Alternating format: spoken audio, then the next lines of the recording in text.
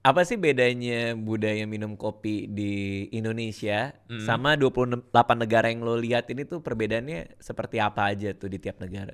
Kalau negaranya bukan negara produsen, Heeh. yang bukan produsen kopi sama sekali, mereka ngelihat minuman itu sebagai minuman lifestyle gitu kan. Jadi mereka minum itu tanpa, menurut gua, tanpa ada asosiasi khusus dengan si beverage-nya sendiri. Nggak ngerti. Jadi kayak mereka minum ya udah antara itu kopi buat bangun Heeh. atau kopi sekedar minum untuk nongkrong di kafe Untuk gitu ya. nemenin. Untuk nemenin gitu Oke, kan. ini dari negara yang bukan produsen nih. Betul, dan secara bentuk minumannya itu biasanya lebih ke espresso base, latte, cappuccino, Oke. americano gitu kan. Karena mereka minum itu sebagai energizing drink gitu Oke. kan. Dibandingkan dengan negara-negara yang juga produsen kopi, Mm-mm. Indonesia, Vietnam, Thailand, Brazil, Mm-mm. atau negara-negara Afrika. Mereka lebih punya koneksi khusus ke minumannya karena di mereka udah dari kecil udah biasa ngelihat orang petani kopi.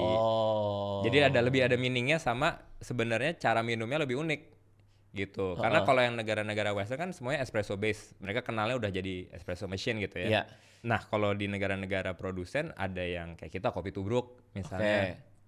atau di Vietnam ada Vietnamese coffee gitu kan karena Oke. kopinya robusta jadi harus dikasih si susu kental manis gitu. Oke, variasinya lah ya. Variasinya atau kalau di Ethiopia dia bahkan ada seremoninya. Kalau di Jepang ada seremoni bikin teh, Teh. di Ethiopia ada coffee ceremony gitu. Jadi lebih sebenarnya akhirnya culture-nya jadi lebih integral ke masyarakatnya dibanding sebagai minuman kopi.